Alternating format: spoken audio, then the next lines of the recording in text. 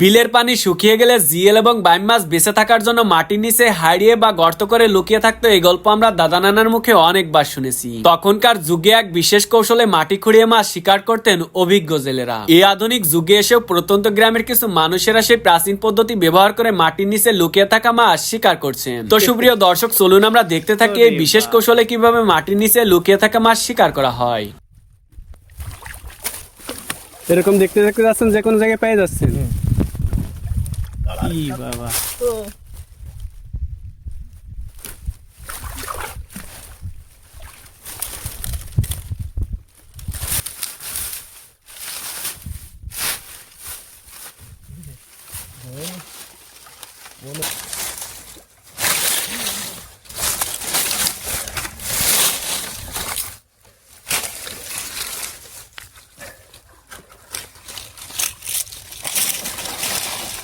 হ্যাঁ হ্যাঁ মাছ দেখা যাচ্ছে।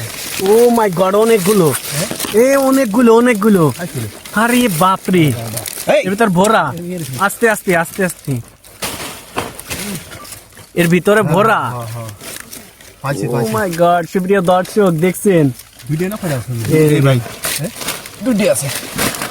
দূরে বেশি আছে কিনা দেখেন ভালো করে। কিভাবে সম্ভব? দক্ষতা কি জিনিস, মানুষের দ্বারা অসম্ভব কিছুই নাই। দেখা যায়, দেখছেন? হ্যাঁ দেখা যাচ্ছে, ওই যে মাছ অলরেডি তোলের গাড়ি আটকা দিলাম, বুঝছেন? হ্যাঁ, যাতে বেরোতে না পারে। মেলা জায়গা নেই, মনে করেন জিয়াল মাছ একটু ধরতে রিক্স, বুঝছেন?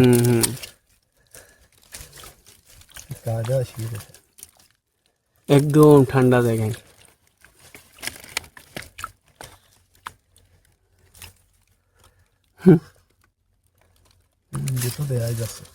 কয়টা আছে ভাই?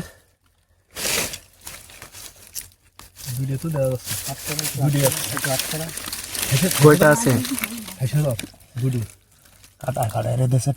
সুপ্রিয় দর্শক, আমরা অনেক সময় মুরব্বীদের মুখে শুনেছি যে গাড়ির ভিতরে নাকি জিএল মাছ থাকে, তা আজকে বাস্তবে দেখতেছি।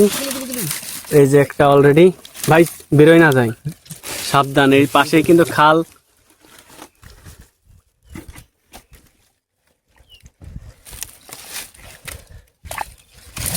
দেখছেন কিভাবে ধরতে হয়?